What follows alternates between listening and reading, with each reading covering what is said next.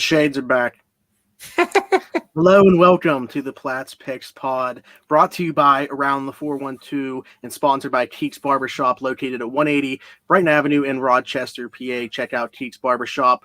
I think it's pretty self-explanatory what kind of business it is, but yeah, Christian cuts hair there, so check out Keeks Barbershop. Without further ado, I know a lot of people have been anticipating this. Look at this. That number's climbing already for the people that are in here. Go. Drew, we do start at 7 p.m., not 6 p.m., but thank you for your interest in being here. We hope that you are in the comments already. But let's just get into it. Essentially, what we're going to be doing on here is going through our favorite bets of the college football and the NFL world as the weekend comes up. So that includes tomorrow night's Thursday night. I'm so excited the football's back. Also, Hank, in here already. Let's go. There he is. Yeah, there he is. From the man himself. There and he the is. Renegade Roundtable is in the house as well. So let's just start with tomorrow night's game to kick off the NFL season. Do we got any action in the Thursday night football game? Dude, I try to find something. The line started out at 6.5. Now it's at 8.5. So I'm going to assume that that's probably a lot to do with Zach Martin, the best Cowboys offensive Zach Martin pretty much being out. Yeah, I'm not touching the points, but I am going to do Dax over 13.5 rushing yards with Zach Martin being out and that line on the Bucks. I feel like there's going to be Adam all game. How confident are we feeling? Am I breaking out the hammer on this one, or you might as well break it out? First one of the year. There it is. First hammer of the year. There it is. Bam. What are the odds on it? It was like minus 110 when I got it this morning. Okay. So it's pretty much even money. You know what? I'm glad that you phrased it like that, because again, we're just going based off the odds that we have as it stands today. These lines could move a lot from this moment as we record this show on Wednesday, as opposed to tomorrow when the game kicks off Thursday, and then even more so when we talk about the college games for Saturday, the NFL games on Sunday. So the action that we're getting in on talking about right now, this is with where these lines are right now, the odds that you can get right now and odds that we like right now. This could completely change. This could be very outdated by the time that you watch or listen to this back. But yeah, as far as this game goes, I was intrigued by some things. So I'll just talk about like some things that I put in my notes here, but not necessarily betting on. I'm not touching the over-under, by the way. It's a very high number, 51.5. However, I do think that if it were going to be one of these two, it would be a shootout.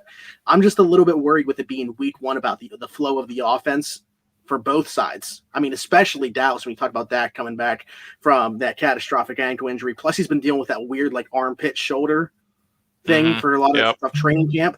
So, I mean, I do think that Dallas is going to have a very good offensive team, but at least coming back here in week one, I don't love the situation there, at least to get going for either side.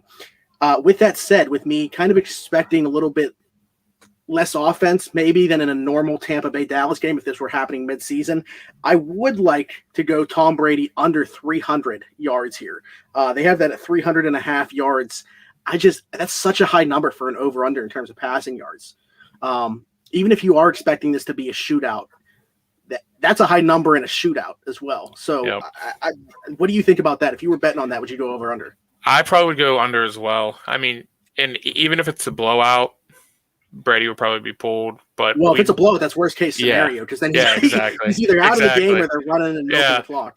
Yeah. No, but 300 is such a high total too. So yeah, I'd probably go under. The touches are where I want to go with this, because there's two in terms of the Cowboys that I really like. I really like CeeDee Lamb over 5.5 receptions here, because you get plus 112 odds on that. So $20 is going to win you over $22. And that's a number I just really like, because I'm a huge CeeDee Lamb fan. I think he takes that second-year leap this year. And then going back to being able to like kind of ease Dak into things here with this offense, a healthy Zeke, and he looks like he might be in the best shape since the year.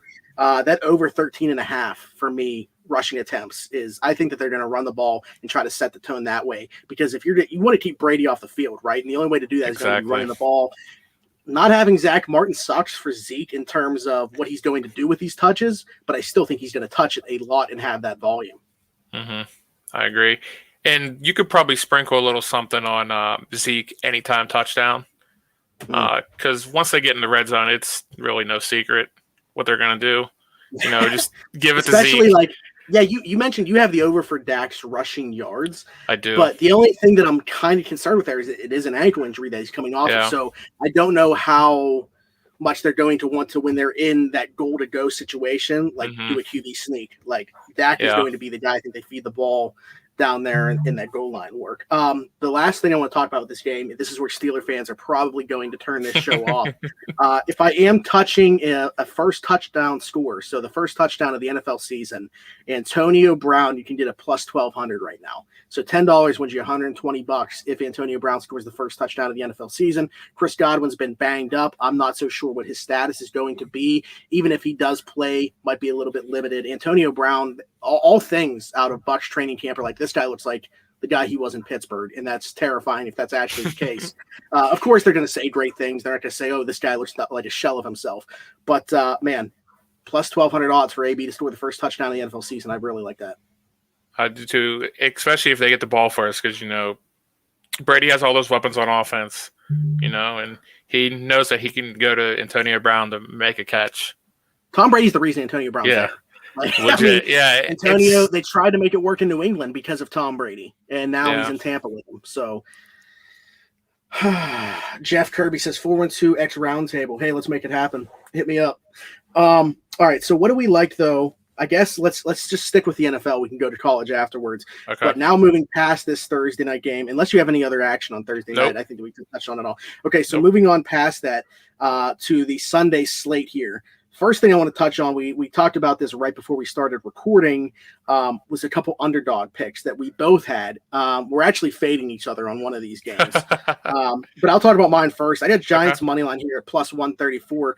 Beating the Denver Broncos. It's kind of a toss-up for me, but when you're going to give me plus 134 odds on something that I think is a true toss-up of a game, the Giants' defense was really good last year. Saquon Barkley back. Don't know that he's going to be like 100% and have that full workload, but assuming he gets like 15 to 20 touches, I think that that's absolutely fine. They added Kenny Golladay. Obviously, on the reverse side of that, Denver, I mean, they're getting a ton of pieces back as well. I just feel like this is a sneaky good game in terms of I really have no clue who's going to win. But again, if you're going to be plus 134 odds where I can win $26 off of 20, I'm going to take the Giants here just because of those odds. Yeah, and one underdog pick I like is the Colts at home versus the Seahawks. Well, you got Wentz and Nelson back now, which is obviously a big part. Like, say what you want about Carson Wentz, they are speaking very highly of him. He's got Frank right there. Like, if it's going to work for Carson Wentz anywhere, it's going to be in Indianapolis. And basically, at the end of the day, I'm siding with the better defense.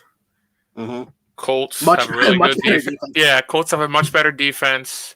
If the pass rush can get to him, Russ is going to be running for his life, which he usually does. And the Colts have a great running game, great receivers, As long as Carson Wentz don't turn the ball over, because that's what he loves to do. Just don't turn the ball over, run the ball, play good defense. I think the Colts can win. I'm glad that you're saying this, actually, because I feel like I've just been fading the Seahawks since like the second half of last year, saying like, they're not that. Like, I don't know what happened to Russ the second half of last year. But he was terrible. He was horrible. He was my fantasy quarterback, so I know firsthand. But like Tyler Lockett, 55% of his production came in like a 3-game span of last year. Like that Seahawks offense, and they have a new offensive coordinator, so it's kind of hard to say what it's going to be like. But they sound like they're going to be more committed to the run. And if that's the case, I'm not so sure how that offensive line's going to hold up. Like everybody in Pittsburgh's so focused on this TJ Watt situation. Seattle's left tackle, Dwayne Brown, like just hasn't been there because he's looking for a new contract. So, and he's their best offensive lineman. We haven't even touched on the defense yet, but I think it stinks. Outside Jamal Adams, Bobby Wagner, what do they really have there? I mean, they just traded us Akella Witherspoon after they got Sidney Jones. Witherspoon wasn't working out there, but their corners might be the worst in the league. Yeah, that's the thing that I'm siding with is the Colts, just because of that reason right there. Terrible defense. Hopefully Carson Wentz can have a great debut with the Colts. What are the what's the odds on that? It is. Let me pull it up. Because I know I was looking at that one for myself. I didn't end up putting it down here. Right now, it is plus 134 for the Colts, 3-point underdogs. Okay. So, and that's like money line plus 134, right? Correct. Yes. Okay, and what's the other underdog pick that you have as well? Let me see. So actually, it's even money now technically, but earlier they were underdogs. It's the Washington football team against the Chargers. Chase Young is all I got to say. Chase Young is all I got to say. That's gonna be a great matchup, I think. Yeah. I mean, the Chargers went out and did everything that they could to try to improve that offensive line to protect second-year Justin Herbert. But with Chase Young, with Montez Sweat, with Jonathan Allen, that Washington defensive front is as good as it gets in football. So it's going to be a great matchup. I don't hate that pick. I actually might take that for myself. And now today I saw that Eckler got hurt. Yeah, today. Eckler was on the sidelines working. Obviously, it's Wednesday, so I mean, there's a lot of time left. But I mean, if he potentially misses, that's even going to be worse. So, some other things I like here, not necessarily the best money, if you will, best odds that you can get. But I expect the Houston Texans to be the worst team in football this year, and I don't think that the Jags are going to be contenders or by any means or anything like that. But just -3 favorites here at -118. So even a $25 bet, you're winning over $21 on. I would definitely be doing that just because, like I said, Tyrod Taylor's about to start for the Texans. They got nothing on offense outside of Brandon Cooks. Their defense, they wouldn't have had Bradley Roby anyway because he's going to be suspended for this game. But their defense stinks. He was the only redeeming quality on that defense. It's not named Justin Reed. So this is going to be a bad football team. I think they might go 2-15, something like that. So yeah, I got the Jags here -3. Yeah, I mean, just don't try and get cute about this game right here. Rookie QB, try to just ride the Jaguars here because, like you said, the Texans stink. Tyrod Taylor is that something that you had down as well? I did. I have Jags -3. I just don't see the Texans keeping it close, really. I mean, look at all the weapons that Trevor Lawrence has on offense, and their defense isn't too bad either. So, yeah, they definitely have. They've made the investment to try to improve it. I'm a big fan of Miles Jack for sure. Me too. They traded Joe Schobert, as us in Pittsburgh know, but he just wasn't a fit schematically there. I kind of liked what they did in the draft, an Andre Sisco on the back end. I know that they haven't officially named him the full-time starter at safety, but their corners are also where it's very intriguing because CJ Henderson, who they spent a first-round pick on, kind of seems like he's an afterthought. Plus, they just traded Sidney Jones, so they got to be very comfortable with the other guys that are in that room. But yeah, I don't see a way that they don't win this game by more than a field goal because of how bad I expect Houston to be. Yeah, Houston's going to be the worst team in the NFL. I want to ask you about one. Not necessarily – I have this on here to ask you about. It's not something that I've placed a bet on or anything like that. Titans and Cardinals. And I'm not looking at anything else here other than the over, which is very high at 52.5. But both defenses are atrocious, and both offenses are supposed to be very good this year. What do you think about that? Is it too high of an over for you to touch? So, actually, I wrote this down. I do have the over 52.5 in the Cardinals game. The only reason it's super high, I know, but like you said, two terrible defenses, two great offenses. The Titans just added Julio Jones. They got A.J. Brown, Derrick Henry, and then on the Cardinals side, Kyler Murray, they added James Conner, DeAndre Hopkins, A.J. Green, Hey, Drew's very high on A.J. Green this year. So I wouldn't be surprised if it's 21-21 at halftime. I think maybe even 28-28. I think it's going to be high scoring. Looking at the slate of games, this would probably be my pick for the most points scored. Yeah, of the week. I'll agree on that one. So, okay, I might actually place a bet on that one. That I wanted to get your opinion on that over. Perfect. It is pretty high, but I love both offenses, and I think both defenses stink outside of the Cardinals pass rush and Buda Baker. Yep, basically. Another one that I was looking at is the Vikings and Bengals. Vikings -3 here. You win $16 off of 20. The reason that I'm looking at that, we know how bad Cincinnati's offensive line is. Joe Burrow coming back from that ACL injury. Minnesota obviously wasn't a playoff team last year, but I think that they're in a team that can compete for a playoff spot in that division. I'm still picking Green Bay to win it. But I think that Minnesota is a decent team. Just giving them a field goal here, I feel like it's kind of disrespectful against a Cincinnati team, which we have no idea what this team is going to look like. They did spend some money on defense with the additions of Mike Hilton, which I'm still very upset about, and I know that you are as well. But really, like spending that first-round pick on Jamar Chase as opposed to offensive line, I think that that's something that's going to come back and bite them as we see Joe Burrow's career progress here. I like Minnesota by more than a field goal here, so I would definitely be taking that at minus 125 odds.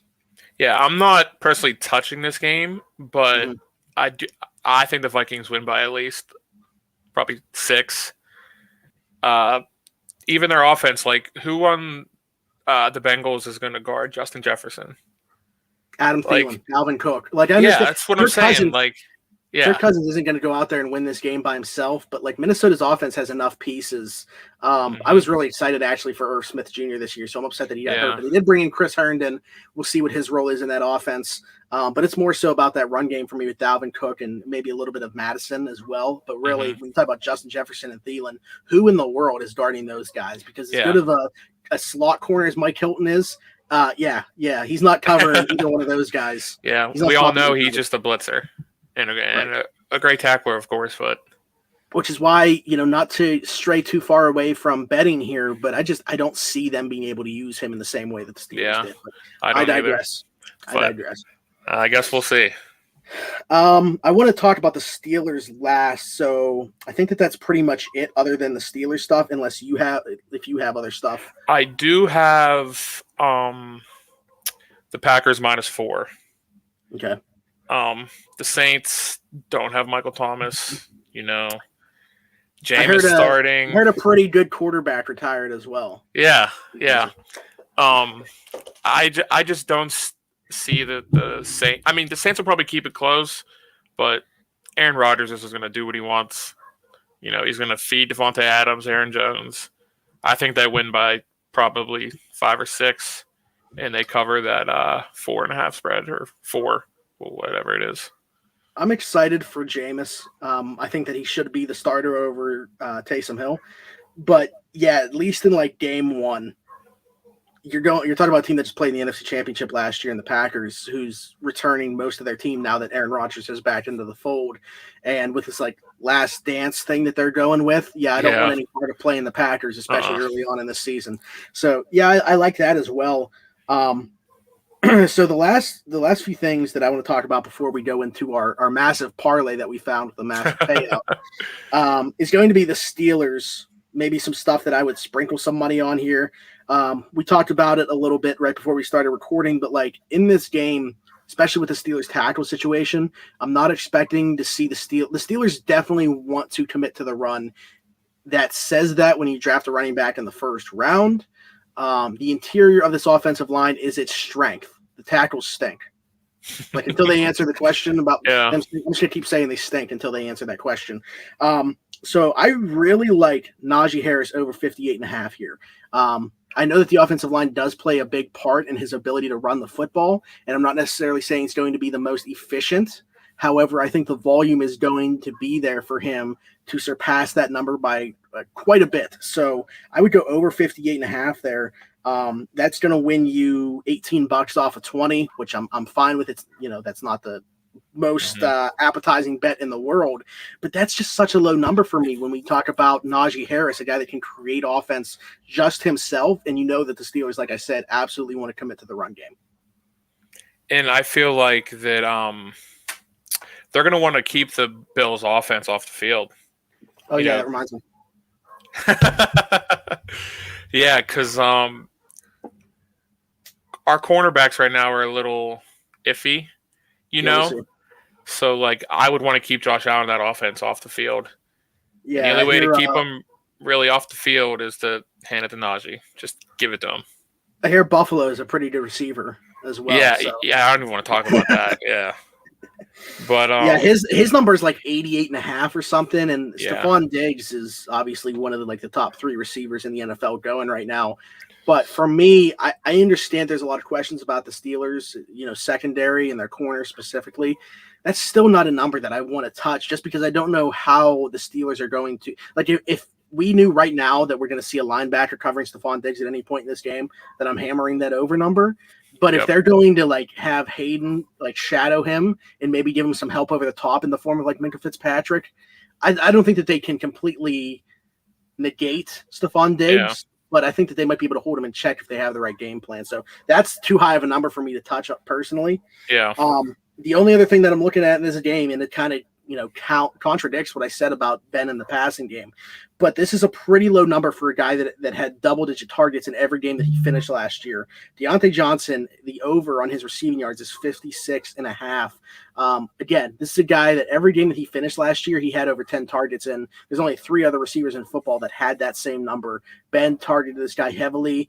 I understand that there's, a couple more mouths to feed in town now in the form of Pat Freiermuth and even Najee Harris out of the backfield, but I still think Deonte Johnson is the best separator on this team, and when it comes down to it, he's Ben's number one option in that passing game. Yeah, now there is a couple like anytime touchdown scorers that I do like for the Steelers. Mm-hmm. I do like Pat. He is at plus 320. I mean, the only preseason game that Ben played in, he threw it to him twice, and he got 2 touchdowns in the red zone. Yeah, that's the only look we've seen with the first team offense. Yeah, so that's plus 390 odds. I would say Najee, but it's only plus 105. So, I mean, I think everyone pretty much knows that he's going to get the ball. You're saying that's as an anytime scorer, right? Correct, yes. Yeah. Okay. But if we do get the ball first, let's see. First touchdown scorer, Pat is plus 2,300. Oh. So if we get the ball first, that might be worth something. You put $20 down, you win $460. But that's if we get the ball first. So that's just too much to risk. That, I don't know because I've never done it. Can you place a first-time scorer bet after kickoff? I think it has to be before. Okay. I think. That's what I was curious about because, like, if you wait to see who gets the ball first. You might be able to live bet them this year because it would change the odds, obviously. But you can baseball, like, the next at bat, so you might be able to do that for NFL. Okay. Was there anything else, like Steelers-wise or even in the NFL? Oh, we got to talk about this massive parlay that we got in. Okay. So, actually, you texted me this. I did. And said you had a massive parlay to bring up on the show. Yes. You sent me a screenshot of it, and I almost didn't believe it. Like, this is too good to be true. Just because it's like, is this going to happen? The chances of it happening are obviously not that great because that's why you have great odds for it. But it's like, it's in the realm of possibility. So let's just talk about this. This is a 7-leg parlay what is this number? I got to think of it first before I can say it. At plus 41,609 odds. Okay. So I put $5 on this, and it will pay out $2,085.46 should it come true. Now, what this parlay is both teams of each of one of these games scoring a touchdown in each half. So we got Dallas and Tampa on here. We got Pittsburgh and Buffalo on here. We got Arizona and Tennessee on here. Chargers and Washington football team. Vikings and Bengals. 49ers and Lions, and finally Browns and Chiefs, which is for some reason the one that like doubled the amount at minus 106 to happen. You were the one that found this, so I guess I'll let you touch on it first and why this is so intriguing. Well, Fanduel is the number one place to go for the same game parlays. So not sponsored, by the way. Yeah, not sponsored, but I was just looking, clicking all these different categories, seeing like the player props that I was going to bring up on the show. And I kept scrolling down and I saw this and I'm like, you know what? Let me just look at each game. And each game is plus money. Like the Cardinals and Titans is plus 100. Cowboys plus 116. Chargers plus 190. Like they're all plus money. Yeah. It's obviously a long shot, but it's not really outrageous. If you really think about it. The only team that scares me would have been the 49ers and Lions, but it's already placed. Can't go back now. Yeah, and that's why, that one is plus 205, which is the worst odd of them on the list. But one touchdown in each half? That's what I'm saying. Like it's not quarter. Jared Goff, work your magic. Get that in the field. It sounds like, also, we should mention that when you got this in, though, it was very much in doubt whether DeAndre Swift would play. He's good to go. So you almost wonder if that played into those odds being the way that they were. Probably. I know that you had something else in terms of I don't know if it was a parlay or if it was just a bet that was on FanDuel, but as far as division winners go, with a pretty decent payout. Let me pull that one up. So, but a one game that we didn't talk about that I just totally forgot, Browns plus 6.5. Oh. Yeah, once again, if Steeler fans didn't turn it off when we were talking about Antonio, Actually, I don't know the correct number, but the Chiefs don't cover hardly often. Especially in their division games. Because you're right, I think there was there was a game last year against the Dolphins. They were up 24 in the fourth quarter. Mm-hmm. They ended up winning by 5, and they were favored by it was like 7.5 or something. Yeah, because they always just crush these teams, and they just play prevent, and teams go down and score. But on the Browns' case, with that running game, Nick Chubb and Hunt, I think they can keep it close and cover the 6.5. I don't know if you feel that way, but that's I wouldn't be shocked if Cleveland won that game. If you're going to beat the Chiefs, I think it's got to happen early in the season before they before they really hit stride. Kansas City has a completely rebuilt offensive line. Those guys are not going to be gelled right away together. Those reps, it takes time to start to gel. So if anybody's going to beat them, Steeler fans don't want to hear this, but that's a pretty good Cleveland team in week 1 that Kansas City has to face. I wouldn't be at all shocked if Cleveland went up there and won that football. And obviously they played in the playoffs last year. Mm-hmm. It was a pretty close game. I don't really remember the score. I know it was at least a touchdown. But I just think it might have been 21-16 or something. It was real close because Mahomes got hurt. But Henny. Yeah. Anything is possible. The legend was born. Exactly. So go ahead. So for FanDuel, this is that little division winner parlay. It's Chiefs win AFC West. Okay. Buccaneers win NFC South. Okay. And Packers win NFC North. It's plus 240. They should have included the Bills win the AFC South or AFC East in that, just because it would have been all the teams that played in the conference championship last year. Yep. But I really think that's you never say anything's a lock in betting, but I don't see anyone touching the Chiefs. Who's in the most danger there? I think the Packers. I think the Bears. Oh, okay. I like the Bears this year. They have a good defense. If that coach wasn't an idiot, he'd be playing Justin Fields. But you know what, though? Drew brought up that he thinks it's just for week 1 because he doesn't want to throw Fields to the Wolves. And by Wolves, I mean Aaron Donald. That's fair. Okay. That's a fair assessment. So he thinks we see Fields right away, in week 2. That's what should happen. They traded up for him. You don't trade up for a quarterback and don't play him. Yeah, again, this is just supposed to be a betting show, but how can we not bring up the fact that the Bears drafted Justin Fields 11th overall and their GM and coach are on the hot seat?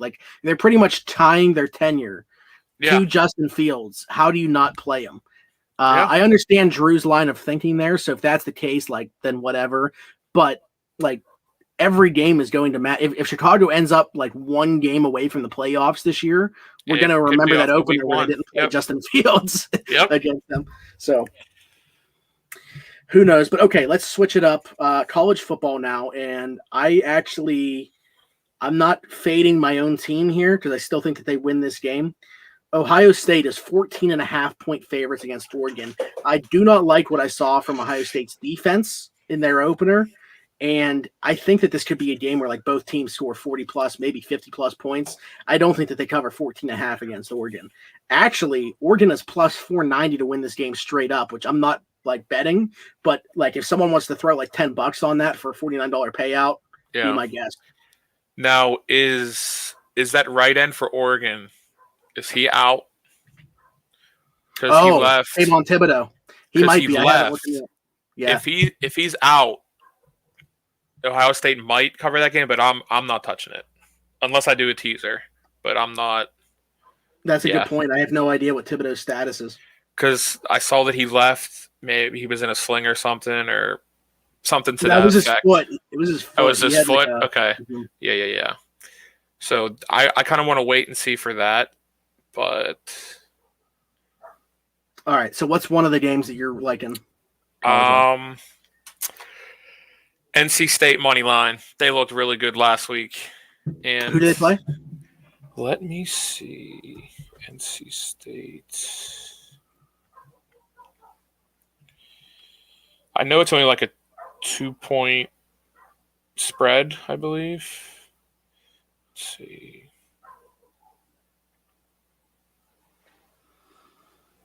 I got to be honest. I don't know that I didn't see anything from NC State last week. So Let's see. Yeah, they looked really good last week. They are playing Mississippi State. okay. 2.5. I'm on their money line. Okay. Oh, they're underdogs. Yes. They Oh, were, wow. Okay. maybe. Let's see. Let me just go to it. Yeah. Again, these things can move. So by the time that Yeah, lines move all the time in college. So let's see. The game is at 7.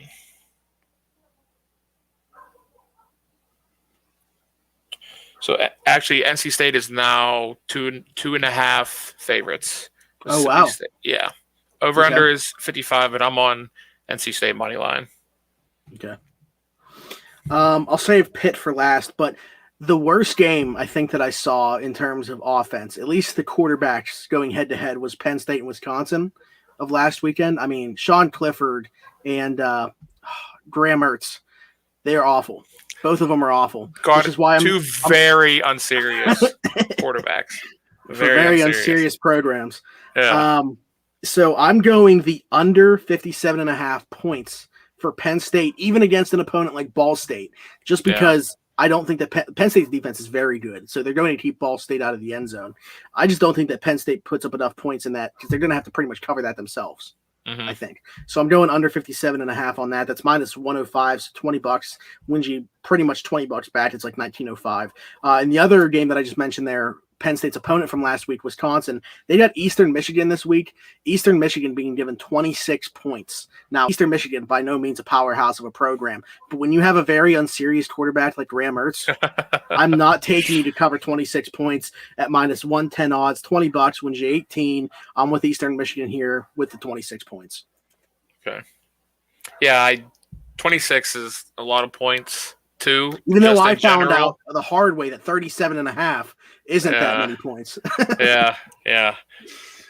So my next one, I don't know if Mike in Illinois is in the chat or not, but he might hate this one. We'll send it to him.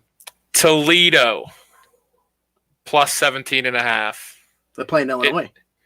They are playing Notre Dame, his team. Oh, okay. Gotcha. It's at 16.5 now. You know what? I always forget that he's a Notre Dame fan. Yeah. Me too. But we were texting he talks during about Kendrick Green and like Illinois. So yeah. Toledo 16.5. I think they're a really good defensive team. I think they can at least hold it down to at least cover. I got it at 17.5. Like I said, it's now 16.5. Notre Dame came off a real battle against Florida State. Like that was a fun game. It was a fun game to watch.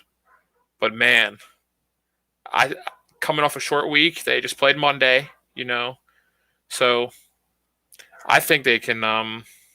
It'll be close. So I just think Toledo can cover. Played a lot of football too because that one went into overtime. Yeah, obviously was really pulling for Florida State in that game because of Mackenzie Milton. But I live bet them when they were down 11, and it was like plus 1,100. This one's for the home team, not Pitt. The other home team, BYU, plus 6.5 with Utah is plus 100. Now, I wasn't that impressed watching BYU's last game. Utah, they're going to be favored, obviously, in this game. These guys BYU has to beat them at some point, right? I mean, Utah's won the last 9 meetings. They didn't play last year. I'm not even taking BYU to win this game straight up. I just think it's closer than 6.5. And if you're going to give me plus 100 odds, which means $20 wins $20, yeah, I'll take it. Yeah, I'm kind of on the same. Last year, BYU was my hammer. Like every week, I was picking them to cover. And last week Zach I was Wilson's not in town anymore. I know. I learned that the hard way. I was up late trying to watch them cover. It was the last leg of my parlay. Mm-hmm. But, Zach Wilson's not there anymore, so. Yeah, I still think that that's going to be a good team, but I just think that and I understand that Arizona has been awful. They haven't won a game in like 700 days or something like that. Yeah. But like that spread was just so high for, a first-time quarterback in Jaron Reed. Okay, but the last one that I want to talk about, and then I'll let you say whatever you got left. Pitt over Tennessee. I got them covering the 3.5 here, and again, it's because you're giving me plus 100 odds to do so. So bet $20, win 20. Well, I should say you win $20. It's really win 40. You're winning 20 additional bucks to what your $20 bet is. But everybody that's in the betting game knows that. However, Sarge, I don't know if he's still in here, was very confused by that at first because he thought that meant you were just getting your $20 back. And he's like, "What's the point of betting?" Yeah. But anyway, I like Pitt to cover 3.5 here against Tennessee on the road. I never bet on Pitt. It's my favorite team. Everybody knows that follows me on Twitter. Mm-hmm. I don't think Pitt dominates, but their defensive line will probably dominate. Kenny Pickett's got to prove it, But before he got hurt last year, I think he was close to leading the ACC in passing yards. And then he missed it 3 or 4 weeks. But you know what Pitt's going to come with. They're going to play hard defense. Tennessee also lost a lot of people in the transfer portal. Mm-hmm. I just don't see them doing anything with Pitt's defense. It's all going to come down to Kenny Pickett, really. I think Kenny Pickett. You know what it is? It's really that one game against Clemson in the rain where he had like 8 passing yards that everybody hates Kenny Pickett. You take that game away, and he has had a very good tenure at Pitt. He's coming. Like Pitt fans just don't appreciate him. I tweeted this last week. He's come a long way since his freshman year. A long way. Well, see, that's the thing is we got the high of highs when he upsets number 2 Miami. Yeah, Miami. Right? Yeah. And everybody's like, okay, like this guy's the next Trevor Lawrence. And it's like, okay, hold on a second. Yeah. Let's pump the brakes a little bit. He obviously came back down to earth, had that abysmal game against Clemson, which everybody, feels like it's either that. I guess what I'm getting at is his Pitt tenure has either been defined by people that think of beating number 2 Miami or 8 passing yards in a game against Clemson. And it's like, there's a lot of ground there in the middle for him to fall. And that's exactly where he does. He's a very good quarterback. I think that the NFL community looks at him very differently than a lot of Pitt people do. Because this guy is going to be he's going to be drafted as of right now. I'd probably say on like day 2. I think he's a 2nd or 3rd round pick right now. Also, he has Lucas Kroll, that tight end transfer. They actually have a tight end for like the first time. He looks pretty good. Yeah, he looked pretty good last week. Obviously, it's against UMass, so don't really want to get my hopes up. But I mean, that's what he misses. Yeah. He hasn't had that guy that he can go to. Although I do love me some Jordan Addison, sophomore. I think he's going to break out. But he has like Trey Tipton for year 7 at Pitt. Yeah, that dude has been there forever, man. I feel like I was telling Beefy this too. It's like Aaron Kraft at Ohio State. Yeah, he was there. Yeah. Perry Ellis at Kansas. Perry Ellis, yeah. But do you have anything else for the college slate that you got action on? Or? I do have one more. I'll probably have more when I do. I'll tweet those out. I got this at 47. I'm going under in the Iowa State and Iowa game. Okay. Iowa's quarterback stinks. I'll be honest, didn't pay attention to either one of those teams last week. Yeah. So. And Iowa State played pretty bad. But it's still a little bit of a low number, but I just think both defenses will control the game. Would you say it was 47? Yeah. 47. Okay. So, I mean, it is pretty low. I only sprinkled it. It's not like I'm super confident in it, but it's like the same thing with you with Penn State. Like the quarterbacks, very unserious. So, yeah, but that's my last one. So you're saying it's not one of these? No, it's not. But I think we forgot to mention in NFL, if DraftKings is able to work in your area, they have that promo where the Buccaneers to cover 73 points. Yeah. So it's free money. I think the max bet is 25. So 25 will probably. I just placed it this morning. I think it's $47. But hey, That's free money that you can use on the weekend. Mm-hmm. Let's see. Yeah, it's pretty much giving you money to place these other bets that we're talking about. So once you win that one, honestly, let's see. There's some money for Sunday. Let's see. Yeah, Tampa Bay Buccaneers plus 73, $25 will win 47. So once again, that's more free money for you to use for NFL and college because it's tomorrow. New to DraftKings is giving you a $50 bet. True saying. So okay, so even better. If you're new to DraftKings, get on it because it's basically free money. Now, Fanduel has a promo, I think. Yeah, it is NFL Week 1 risk-free bet.